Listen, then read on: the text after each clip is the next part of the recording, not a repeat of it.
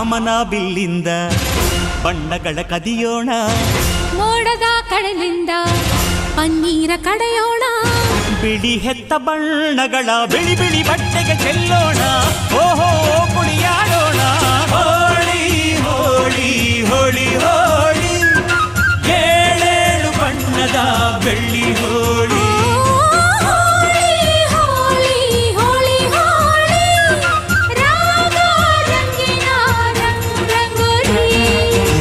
ಅರಿಶಿನ ಕುಂಕುಮವ ಒಂದು ಕ್ಷಣ ಬೆರೆಸೋಣ, ಹಸಿರಿನ ಜೊತೆಯಲ್ಲಿ ಒಂದು ಕ್ಷಣ ಇರಿಸೋಣ.